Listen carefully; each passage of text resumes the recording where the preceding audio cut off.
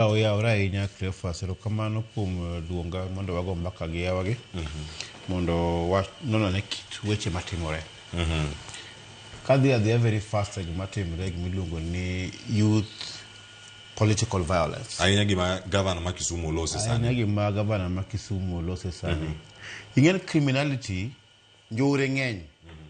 But njore mar gimiluongo ni gunism kod political violence buk misomo gi dho kisungu ma iluongo ni organized violence. Organized violence opogore gi ma chakra chaka.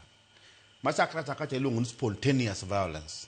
En kama seche moko chakruok mare kama wuok kama odhi moko ng'ato ok ong'eyo. But organized violence seche mitimo analysis mare en ni tiere jok mong'eyo mopange.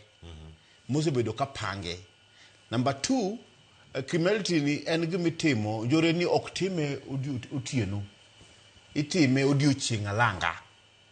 Maya ni jok mopange kande, duka monyiewie opanga, duka monyiewie jembe, en gimong'ere, jomopange, jomonyiepo, you can follow. Inyalo ng'e ni ng'ano motiyo gi mpesa monyocha en mar ng'ano, to intention margi bende ong'ere. To gin ng'ano giri gi ng'ano giri gi ng'ano giri, ok en gima ji okia. Kidhi kata thurwa siaya natimo siasa ja siasa. To anyalo ng'eyo osiepe Cleophas. Osiepe Cleophas gin ng'ane gin joma kaneno. Tang'eyo joka jana mna kod Cleophas. Tang'eyo osiepe mag mbunge. Ang'eyo osiepe mag governor. Ang'eyo osiepe mag MCA. Ninga kijana cha. Ajana ene kod MCA makama. Kijana cha magane kod mbunge makama. So gima timre ni type of violence kama mostly can organized violence ten gima ong'ere kama chakre e tiende kod kama orume. So authorities mantiere probably nyocho kudwa tiyo kode tieke. Number 2, gimiluongo ni use of handouts kuom yudhewa. Gonya. Nene ndalo moko biro ka iluonga nang'isi ni gini ok en sustainable. Ibiro luonga kama mondo chieng' moro wayale. Ni ka in kod pesa ti miyo ji ipango mar miyo ji pesa ji mondo protect ji 100 people. Iting'o pesa mar ji 100. To jomobiro mondo protect gin ji 1,000. Ji 900 ka idhi timo ginade modong' kande. Gine makolo gidhi bedo gun. Kama wachope e gini nyaka neni ka jaluo dhi kata mane mandamano kata protest kata gik makamagi. Weapon mane gitiyogo ne en kidi. To kidi bende nok en kidi kende.